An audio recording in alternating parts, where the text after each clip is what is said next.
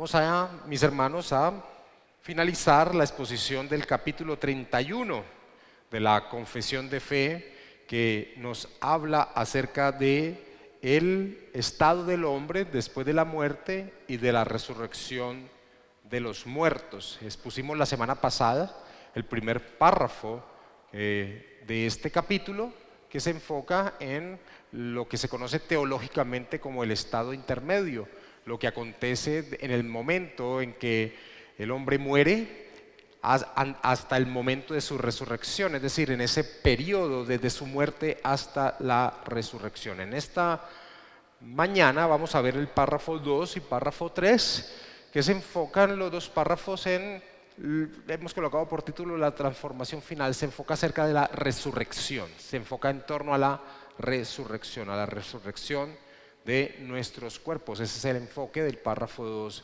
y del párrafo 3. Vamos a iniciar leyendo entonces el párrafo 2. Dice: los santos que se encuentran vivos en el último día no dormirán, sino que serán transformados, y todos los muertos serán resucitados con sus mismos cuerpos y no con otros, aunque con diferentes cualidades, y estos se unirán otra vez a sus almas para siempre. Esa es la exposición del párrafo 2 y este es el primer párrafo en el que nos vamos a enfocar y vamos a dividir en varios aspectos. El primero de ellos es el hecho, la realidad de la transformación final. Y el párrafo hace una distinción entre aquellos que están vivos en el día del retorno de nuestro Señor Jesucristo con aquellos que han ya muerto, en torno a esta verdad de la transformación final. Y nos enfocamos entonces primero con aquellos que están vivos en ese último día, con aquellos que están en el momento de la venida de nuestro Señor Jesucristo. Ahora, de una vez, aunque no tiene que ver directamente con el tema de los párrafos, esto quiere decir que la Escritura enseña que la tierra no será destruida antes de la venida de nuestro Señor Jesucristo, porque hay personas vivas en torno al regreso de nuestro Señor Jesucristo. Entonces, ¿qué Dios dice el párrafo en torno a los que están vivos en ese día? Dice: los santos que se encuentren vivos en el último día no dormirán, no dormirán. Ahora, cuando dice no dormirán, nosotros sabemos que se está refiriendo a que no van a experimentar la muerte. Pero hay algo muy importante también que podemos sacar como inferencia de lo que expone la Escritura y que la confesión deja establecido en este párrafo, y es que los impíos no soportarán físicamente la segunda venida de Cristo. Es decir, se nos habla que los creyentes que estén vivos en ese momento, en torno al día del juicio de la venida del Señor Jesucristo, no se nos habla que queden vivos no creyentes sino solamente creyentes. ¿Y qué pasará con los que estén vivos en ese día creyentes? Serán transformados, sino que serán transformados. Estos hermanos que estén vivos en el momento de la venida de nuestro Señor Jesucristo serán transformados sus cuerpos en el cuerpo glorioso, recibirán ese cuerpo glorioso sin experimentar la muerte física, serán transformados, recibirán su cuerpo, será transformado en un cuerpo glorioso, y todo su ser estará libre de cualquier relación con el pecado, Ahora, el soporte bíblico que tenemos en torno a esta verdad está enfocado principalmente en las enseñanzas del apóstol Pablo. El apóstol Pablo en Primera de Tesalonicenses capítulo 4 versículo 15 al 17 dice: por lo cual os decimos esto en palabras del Señor, que nosotros que vivimos, que habremos quedado hasta la venida del Señor, no pereceremos a los que durmieron. Luego nosotros, estoy enfocándome netamente en esos versículos, en el punto que está enfatizando el párrafo de la confesión, entonces por eso no leo todo lo que hay en esos versículos, sino solo el énfasis. Luego nosotros, los que vivimos, los que hayamos quedado, seremos arrebatados juntamente con ellos, con los que han muerto y han sido resucitados, en las nubes para recibir al Señor en el aire, y así estaremos siempre con el Señor, y así estaremos siempre con el Señor. Así que también, como una referencia indirecta, aunque no tiene nada que ver con el párrafo, también vemos que la Escritura sí nos enseña acerca de un arrebatamiento, pero no un arrebatamiento como comúnmente el dispensacionalismo lo ha enseñado, de que la iglesia se va con el Señor 7 años y después regresa triunfante, sino que es el momento en que somos arrebatados para recibir al Señor, y juntos la iglesia triunfante desciende a la tierra. Pero eso pues, no es el enfoque que tiene este párrafo, pero solo como una inferencia. Ahora, Pablo en 1 Corintios capítulo 15, versículos 50 al 53 dice: pero esto digo, hermanos, que la carne y la sangre no pueden heredar el reino de Dios, ni la corrupción hereda la incorrupción. Y aquí os digo un misterio. Y este es el misterio, dice 2 puntos, la Reina Valera expone el misterio que va a exponer Pablo. No todos dormiremos, es decir, no todos experimentarán muerte, pero todos seremos transformados. En un momento, en un abrir y cerrar de ojos, a la final trompeta, nosotros seremos transformados, porque es necesario que esto corruptible se vista de incorrupción y esto mortal se vista de inmortalidad.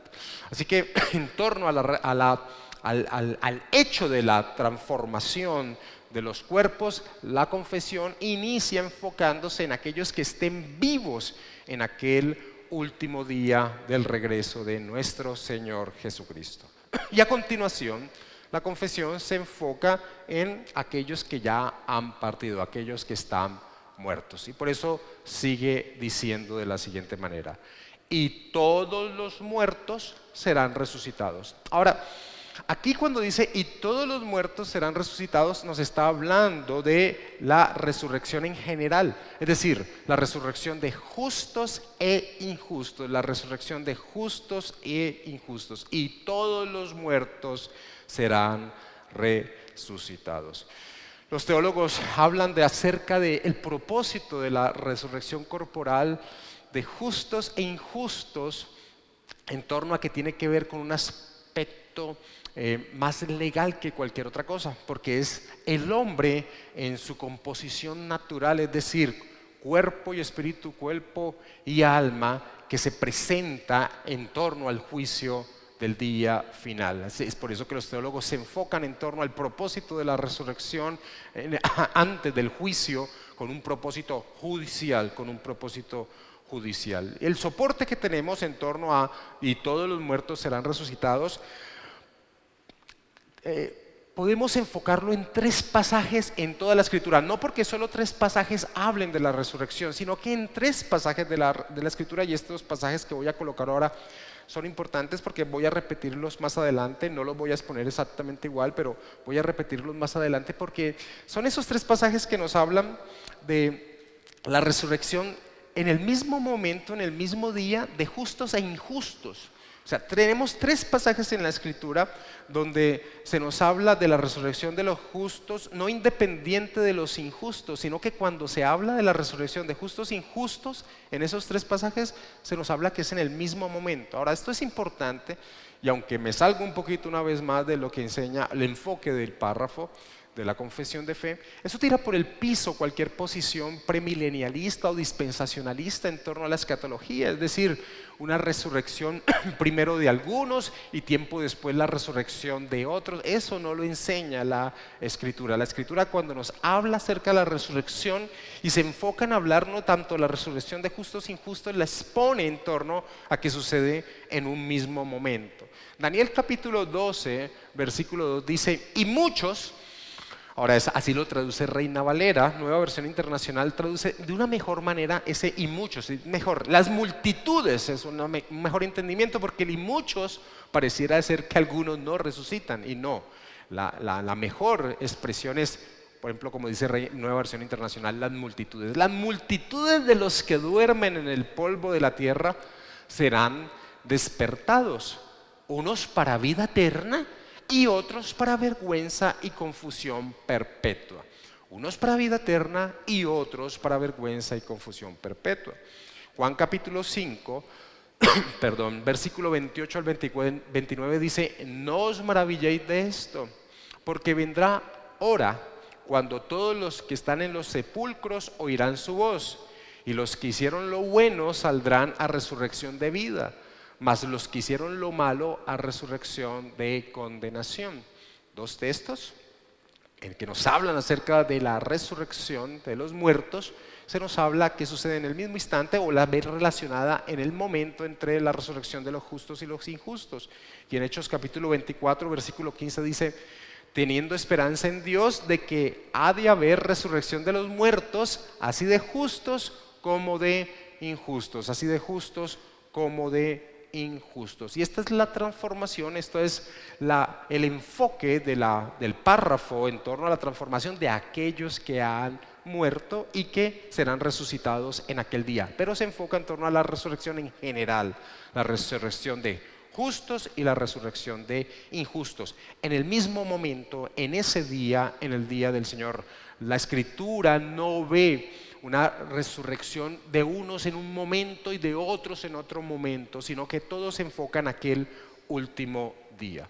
Eso en torno entonces al hecho, a la evidencia de que los que estén vivos en el momento del retorno del Señor serán transformados, y aquellos que han muerto serán resucitados. Ahora, la confesión también sigue exponiendo en ese párrafo 2 el carácter de la transformación.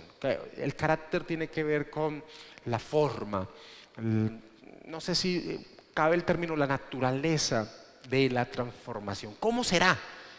¿Qué es esa transformación del cuerpo? Y surge entonces en torno a este tema esta pregunta. Dice: ¿qué relación tiene la resurrección con nuestros cuerpos actuales?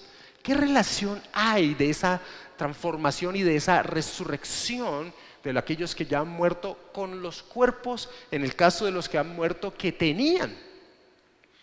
Ahora, la relación en torno a la transformación de aquellos que estén vivos en el momento de la venida de nuestro Señor Jesucristo, pues es directa, es su cuerpo transformado, pero la base es su cuerpo es transformado. Pero en torno a los que ya han muerto, ¿qué relación tiene la resurrección con nuestros cuerpos actuales?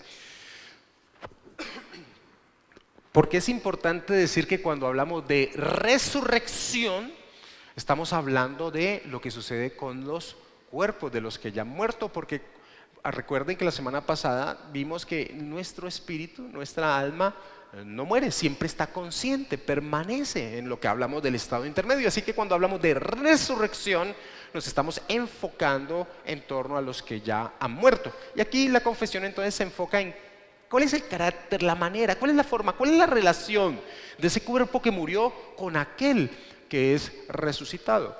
La confesión dice: los santos que se encuentren vivos en el último día no dormirán, sino que serán transformados. Y todos los muertos serán resucitados, dice la confesión, con sus mismos cuerpos y no con otros, aunque con diferentes cualidades, Así que básicamente aquí la confesión podemos decir que da dos puntos importantes a remarcar en torno a este aspecto del carácter de la transformación. El primero de ellos es que nuestro cuerpo de resurrección es físico, material, es un cuerpo palpable. Y esto es importante. Muchas personas piensan que cuando hablan de la resurrección, piensan como en un cuerpo etéreo, como en un cuerpo no material. Y la Escritura no enseña eso. Y el otro aspecto es que ese cuerpo que es resucitado tiene relación con el que fue enterrado. Tiene relación con el que fue enterrado. Muchas personas piensan y en su razonamiento lógico dicen: han pasado tantos siglos, tal vez miles de años de aquellos que han muerto en el pasado. ¿Qué hay de ese cuerpo? ¿Qué relación hay con ese cuerpo que fue enterrado con aquel que es resucitado? Pues la Escritura enseña que hay una relación con el cuerpo que ha sido enterrado con aquel que es resucitado, a pesar de que no podamos entender plenamente la manera, es el acto omnipotente de Dios, pero sí lo que enseña la Escritura es que hay una relación con el cuerpo que ha sido enterrado. Así que enfocándonos primero en este segundo punto de énfasis, tiene relación con el que fue enterrado. Y una prueba de ello es la tumba vacía de nuestro Señor Jesucristo. ¿Por qué? Porque a nuestro Señor Jesucristo se le llama las primicias de los que durmieron. Y ahorita voy a enfatizar un poco más de ello, pero las primicias de los que durmieron es la expresión que da el apóstol Pablo en torno a la resurrección de nuestro Señor Jesucristo. Tomando un término agrícola, las primicias eran el primer fruto de la cosecha, y el primer fruto de la cosecha entonces daba a entender cómo sería la cosecha. O sea, el primer fruto de la cosecha me decía, la cosecha va a ser buena porque va a tener estas características. Me mostraba cómo iba a ser el resto de la cosecha.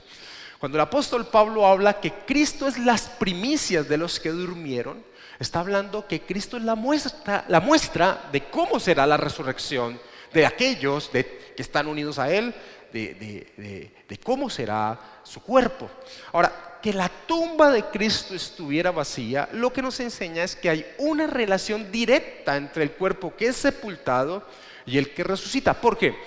Porque si no hubiese esa relación directa, si no tuviese importancia esa relación, entonces no habría necesidad que Cristo hubiese resucitado en su mismo cuerpo.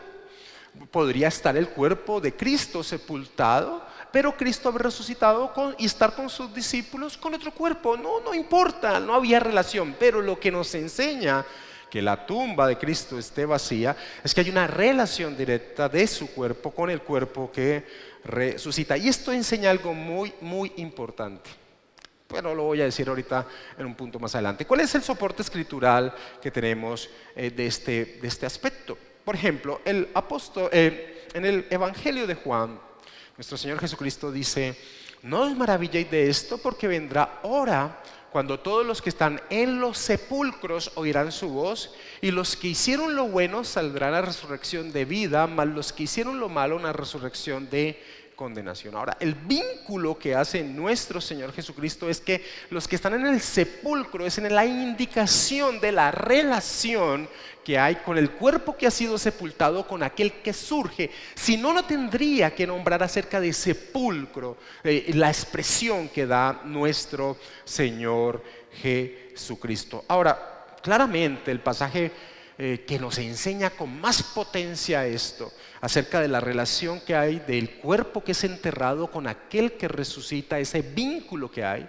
es el texto clásico que tenemos en la escritura. En la teología se le llama el locus classic, en latín, en torno a esos textos que principalmente enseñan algo escritural. Y si hay un texto dentro de la escritura que habla de la resurrección, es el 1 Corintios capítulo 15 por parte del apóstol Pablo. Ahora, el apóstol Pablo en 1 Corintios capítulo 15 dice del versículo 35 al 38 lo siguiente, dice: pero dirá alguno, y esta es la pregunta directa, la pregunta que estamos tratando, de cuál es la relación del cuerpo que se entierra con aquel que resucita.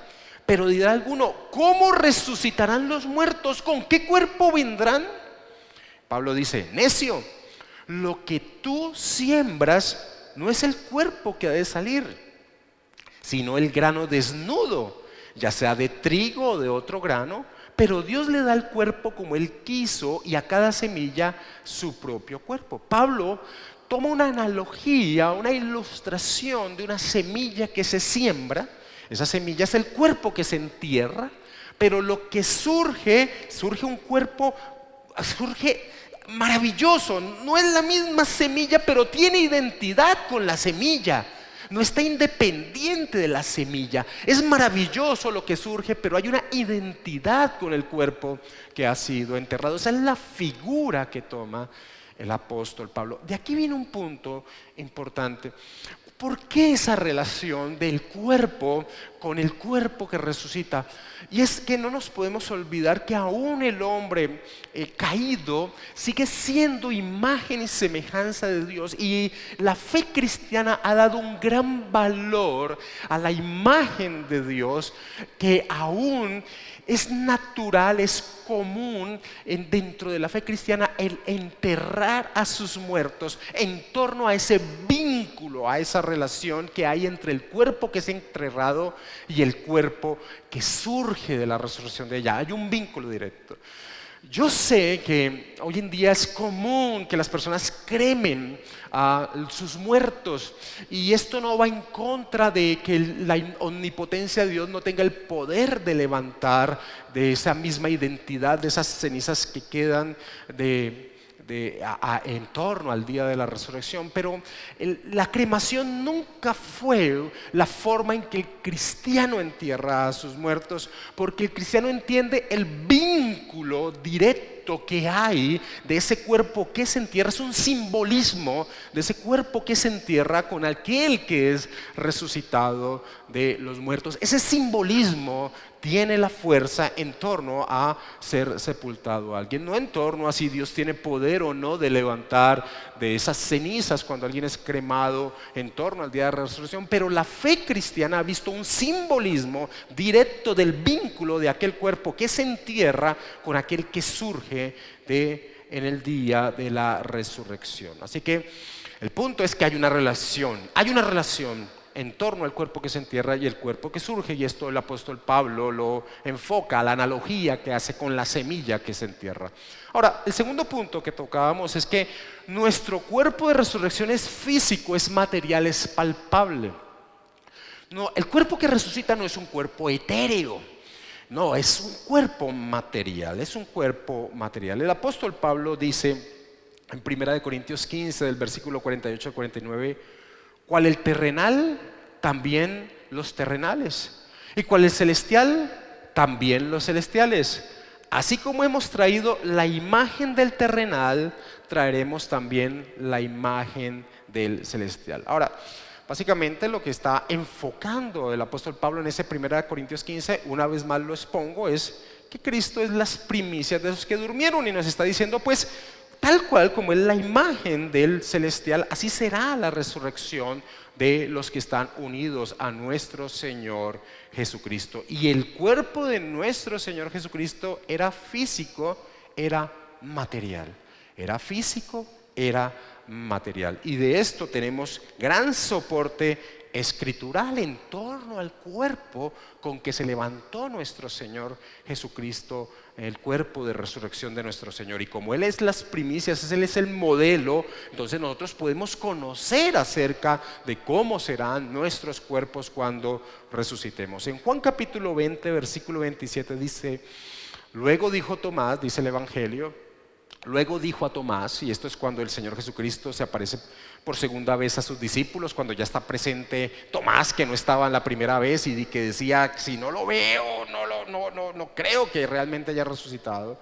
Pues el Señor Jesucristo le dice a Tomás, pon aquí tu dedo y mira mis manos, acerca tu mano y métela en mi costado. O sea, le está diciendo, tócame, mira, este soy yo el que murió y que ha resucitado. Así que claramente nuestro Señor Jesucristo no era un espíritu, sino que era alguien en un cuerpo material quien había resucitado. En Lucas capítulo 24, versículo 39 le dice ya el Señor resucitado a sus discípulos, mirad mis manos y mis pies, que yo mismo soy. Palpad y ved, porque un espíritu no tiene carne ni huesos como veis que yo tengo. El cuerpo resucitado de nuestro Señor Jesucristo no es algo etéreo, es cuerpo, porque los hombres fuimos creados cuerpo y alma, cuerpo y espíritu. Es más, en torno a estas pruebas del cuerpo de nuestro Señor Jesucristo con el cual fue resucitado, para ir más a fondo, el Señor Jesucristo en ese mismo contexto de Lucas 24 les dice en el versículo 41 al 43, y como todavía ellos, dice el evangelista Lucas, de gozo no lo creían y estaban maravillados, les dijo, ¿tenéis algo de comer? Entonces le dieron parte de un pez asado y un panal de miel, y él lo tomó y comió delante de ellos. ¿Qué más prueba de que es un cuerpo físico que comió con sus discípulos? Así que claramente entonces en torno a ¿cuál es la relación del cuerpo que es enterrado con aquel que surge? Hay una relación directa del cuerpo que es enterrado con el cuerpo que surge, que va más allá de lo que podemos explicar o entender. Pero hay una relación, eso es lo que enseña la Escritura, y que es un cuerpo material, es un cuerpo material. Ahora, muchos toman este texto de 1 Corintios capítulo 15, versículo 44, para llegar a expresar o pensar de que el cuerpo con el que el creyente va a ser levantado en aquel día realmente no es un cuerpo material, porque Pablo dice, se siembra cuerpo animal, resucitará cuerpo espiritual. Y dice, hay cuerpo animal y hay cuerpo espiritual. Y al expresar que hay cuerpo espiritual, entonces muchos dicen, no, pues entonces no va a ser un cuerpo material, es algo diferente, es una composición diferente. Pero debemos entender que cuando el apóstol Pablo habla de neumáticos dentro de sus epístolas, cuando habla del hombre espiritual, no se está refiriendo a su composición óntica en sí, sino que se está refiriendo a quién, ese ser, esa persona, quién la está dirigiendo, quién está tomando control de su existencia. Esa es la referencia cuando el apóstol Pablo habla de el hombre neumático, el hombre espiritual. El cuerpo espiritual es aquella referencia que hace el apóstol Pablo de que aquel que se levanta ya no es controlado por su naturaleza anterior, pecadora, adánica, sino que ahora es controlado plenamente por el Espíritu Santo de Dios. Ya no hay una relación con el pecado. Ahora el que se levanta plenamente en control del Espíritu Santo de Dios. Por eso un teólogo como Gerhardus Vogt decía, deberíamos escribir la palabra espiritual con mayúsculas en este versículo, a efecto de aclarar que describe el estado en el cual el Espíritu Santo gobierna el ser, para evitar ese tipo de confusiones que muchos, haciendo una exégesis pésima, que es coger un pasaje sin la luz de toda la demás escritura y sacar una conclusión. Eso es lo que es una exégesis y una mala aplicación de las herramientas hermenéuticas. Así que el consejo de Gerhardus Vogt es un muy buen consejo, y eso entonces como un bloque a cierta confusión que algunos tienen con este pasaje de 1 Corintios 15 versículo 44. Ahora, el párrafo 2 termina diciendo o hablándonos acerca de la permanencia de la transformación final, es decir, con ese cuerpo que son transformados los que están vivos, o ese cuerpo que reciben aquellos que han sido resucitados, ¿por cuánto tiempo permanecen con ese cuerpo? ¿Hay una transformación posterior? No. El párrafo dice, los santos que se encuentran vivos en el último día no dormirán, sino que serán transformados, y todos los muertos serán resucitados con sus mismos cuerpos y no con otros, aunque con diferentes cualidades. Y estos se unirán otra vez a sus almas para siempre, dice la confesión de fe. Ahora, los textos clásicos en torno a ello, Daniel capítulo 12 versículo 2 dice, y muchos de los que duermen en el polvo de la tierra serán despertados, unos para vida eterna y otros para vergüenza y confusión perpetua. Habla de que es para siempre. Y en Mateo capítulo 25 versículo 46 dice, e irán estos al castigo eterno, dice nuestro Señor Jesucristo, y los justos a la vida eterna después de la resurrección. Samuel Waldron, el comentarista de la Confesión de Fe, dice, no es concebible ninguna otra alteración física de ningún ser humano después de la transformación final obrado por la resurrección de los muertos. No, es el estado, el cuerpo, es la composición que tendrá los justos y los injustos, cada uno en el lugar que les corresponde después del juicio, Y algo que no hemos tocado en torno al párrafo 2 es que también nos dice el tiempo. ¿Cuándo va a ser esto? ¿Cuándo va a ocurrir esto? Pues la confesión arranca ese párrafo 2 diciendo los santos que se encuentren vivos en el último día. en el último día, en el día del Señor, en el día del juicio final, en el día del retorno de nuestro Señor Jesucristo. Y aquí es donde está una vez más el énfasis. Los acontecimientos tienen lugar al mismo tiempo para todos los hombres, vivos y muertos, justos e injustos. Eso es lo que enseña la Escritura. La Escritura no nos enseña momentos diferentes para este momento que se da en el día final. Y los textos ya los toqué: Daniel 12:2, Juan 5:28-29 y Hechos 24:15, que, como digo, tienen la característica de ser los únicos textos en la Escritura que, cuando hablan de la resurrección, de la transformación, de la resurrección de justos e injustos, los habla como si fuesen en el mismo momento, en el mismo día, en el mismo instante. Miremos el párrafo 3 de una manera más rápida.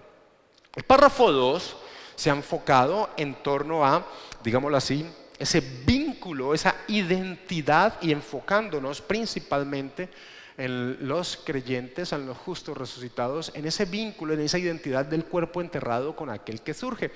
Pero también decía el párrafo 2 de que había otras cualidades, de que aunque es la misma identidad, tenían otras cualidades. Y esto lo vamos a enfocar, esa diferencia, en torno al párrafo 3. El párrafo 3 dice: los cuerpos de los injustos, por el poder de Cristo, serán resucitados para deshonra.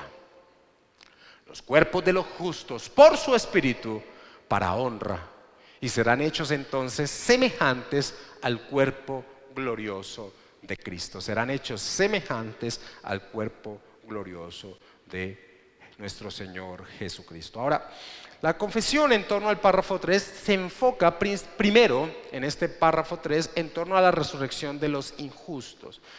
Ahora, en la Escritura no nos dice mucho, no nos habla mucho acerca de la resurrección de los injustos. Sabemos que van a presentarse ante el Señor en el día del juicio para la determinación eterna de su estado en cuerpo y alma, cuerpo y espíritu, lo que es un hombre. Pero no nos habla mucho acerca de ello, de su composición, de cómo serán, cosas que sí hace en torno a la resurrección de los justos. Pero con estos pasajes de Daniel 12, capítulo 2, y Juan capítulo 5, 28-29, podemos afirmar directamente de lo terrible del destino en torno a ese momento de resurrección de estos. En Daniel capítulo 2, versículo 12, vuelvo y lo leo, dice: y las multitudes de los que duermen en el polvo de la tierra serán despertados, unos para vida eterna y otros para vergüenza y confusión perpetua. Entonces, Daniel 12:2 enfatiza que la relación de la resurrección de los injustos es para vergüenza y confusión. Y el apóstol Juan, por la boca de nuestro Señor Jesucristo, dice que serán levantados para condenación, vergüenza, confusión, condenación perpetuas. Vergüenza, confusión, condenación perpetuas.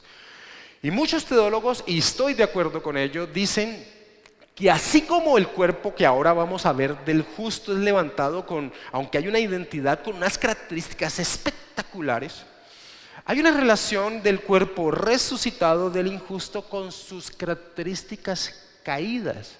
Es decir, muchos teólogos, y estoy de acuerdo con ellos, dicen que la resurrección de los injustos expondrá aún en su parte física la fealdad, la maldad de su ser, el pecado reflejado en su composición, porque dicen que la belleza no es un aspecto que vaya unido al aspecto de pecado eterno con los cuales estas personas estarán por siempre.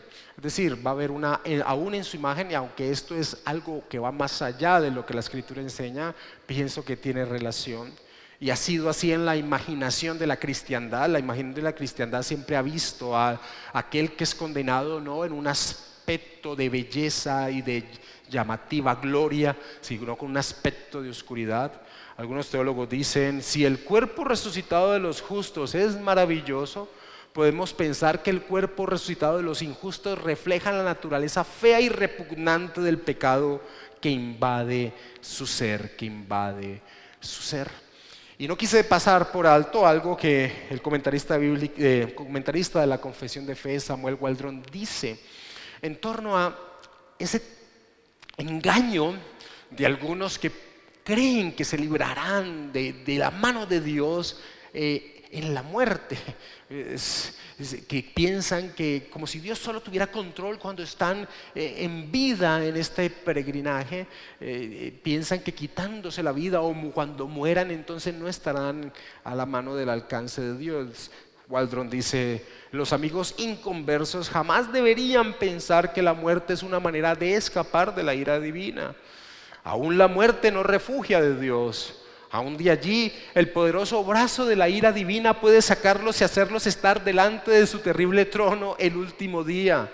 Aunque se desmenucen a sí mismos, Dios los reconstituirá para que se presenten ante su gran trono blanco, ante su gran trono blanco. Esto es lo que entonces la confesión en el párrafo 3 se enfoca. No es mucho lo que nos dice la Escritura, no ahonda lo que dice la Escritura en torno a ese cuerpo resucitado de los injustos.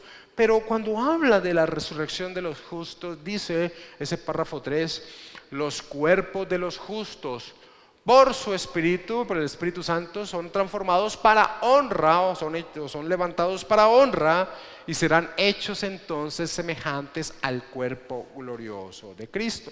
Y podemos decir entonces que enfocado en torno a la resurrección de los justos, la confesión expone tres aspectos. Primero que todo, el modelo del cual ya hemos dicho que es nuestro Señor Jesucristo, porque Él es las primicias de los que durmieron. Dice: lo que conocemos del cuerpo de resurrección de Cristo será cierto del nuestro. Y en la Escritura se nos enseña algo acerca del cuerpo con el que fue levantado nuestro Señor, como ya vimos, primero que todo, que es un cuerpo material, no es un cuerpo etéreo. Y el apóstol Pablo en 1 Corintios capítulo 15, en ese gran capítulo que nos habla acerca de la resurrección, dice: mas ahora Cristo ha resucitado de los muertos, primicias de los que durmieron es hechos. Y en Filipenses capítulo 3 versículo 21, en torno a que Cristo es nuestro modelo, dice: el cual transformará el cuerpo de la humillación nuestra, hablando de nuestro Señor Jesucristo, para que sea semejante al cuerpo de la gloria suya, por el poder con el cual puede también sujetar a sí mismo todas las cosas. Nos está hablando de ese vínculo, de esa relación del cuerpo resucitado de nuestro Señor con el cuerpo con el cual nos levantaremos los justos en el día del juicio. Es en torno a el modelo, sí. Entonces los cuerpos de los justos por supuesto para honra y serán hechos entonces en semejanza al cuerpo glorioso de Cristo, dice la confesión. Su instrumento, es decir, quien realiza esta transformación, dice por su Espíritu, dice la confesión, y es el Espíritu Santo de Dios quien realiza esta transformación. Aunque la Escritura también enfatiza que es Cristo mismo quien nos resucita. En Romanos capítulo 8, versículo 11, y aunque yo sé que este texto se enfoca en el poder del Espíritu Santo en torno a nuestra santificación, también hay una relación en su poder en torno a levantar de los muertos. Y dice: y si el Espíritu de aquel que levantó de los muertos a Jesús mora en vosotros, el que levantó de los muertos a Cristo Jesús vivificará también vuestros cuerpos mortales por su Espíritu que mora en vosotros. Así que en esta final del párrafo 3 que habla de el instrumento, es el Espíritu Santo con su poder, el poder de Cristo en torno a la transformación de los cuerpos, a la resurrección. Y el carácter, dice la confesión: los cuerpos de los justos por su Espíritu para honra es el carácter en torno a la resurrección. Y para honra es el contraste a la deshonra, a la confusión, a la condenación perpetua de la cual la Escritura nos enseña en torno a la resurrección de los justos, de los injustos. Y en torno a la honra, una vez más vamos al capítulo clásico que es 1 Corintios 15 y voy a leer del versículo 42 al 49. Esto enseña la confesión: así también es la resurrección de los muertos. Se siembra en corrupción, resucitará en incorrupción. Se siembra en deshonra, resucitará en gloria. Se siembra en debilidad, resucitará en poder. Se sierva cuerpo animal, resucitará cuerpo espiritual. Hay cuerpo animal y hay cuerpo espiritual. Así también está escrito: fue hecho el primer hombre Adán, alma viviente; el postrer Adán, espíritu vivificante. Mas lo espiritual no es primero, sino lo animal, luego lo espiritual. El primer hombre es de la tierra terrenal; el segundo hombre, que es del Señor, es del cielo. ¿Cuál el terrenal? También los terrenales. ¿Y cuál el celestial? También los celestiales. Así como hemos traído la imagen del terrenal, traeremos también la imagen del celestial.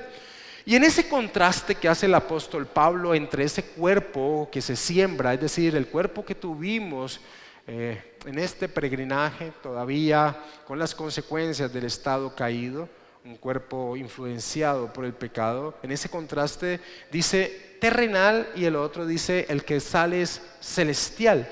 Ya hemos explicado entonces en qué sentido es que se enfoca el apóstol Pablo celestial, así como termina diciendo: así como hemos traído la imagen del terrenal, traeremos también la imagen del celestial, plenamente viviendo para la gloria de Dios, no con influencia del pecado, bajo el poder pleno del Espíritu Santo. Ese es el enfoque y el contraste que hace entre terrenal y celestial. Corruptible e incorruptible es claramente el cuerpo de resurrección. Es un cuerpo que es inmortal, no perece. Es un cuerpo que no va muriendo como el cuerpo en el que estamos actualmente. Es un cuerpo maravilloso. Unos para deshonra, otros para gloria, unos en debilidad y otros en poder. Y básicamente lo que podemos expresar es que ese cuerpo maravilloso que recibirán los justos en el día de la resurrección es el cuerpo, es el instrumento, es el ser que permite entonces con toda potencia vivir bajo el propósito de su creación, es decir, vivir para la gloria de Dios plenamente, con una potencia maravillosa en torno a el propósito de nuestra existencia. Y eso entonces es lo que enseña la confesión de fe en el párrafo 1, 2 y 3. Párrafo 1 se enfoca en el estado intermedio. Párrafo 2 se enfoca en torno a la resurrección, enfocándose principalmente en la distinción que hay entre los que están vivos y los que estén muertos. Vuelvo y leo el párrafo 2. Los santos que se encuentran vivos en el último día no dormirán, sino que serán transformados, y todos los muertos serán resucitados con sus mismos cuerpos y no con otros, aunque con diferentes cualidades, y estos se unirán otra vez a sus almas para siempre. Ese es el párrafo 2. Y el párrafo 3 dice: los cuerpos de los injustos por el poder de Cristo serán resucitados para deshonra, los cuerpos de los justos por su espíritu para honra, y serán hechos entonces semejantes al cuerpo glorioso de Cristo. Dios los bendiga, hermanos.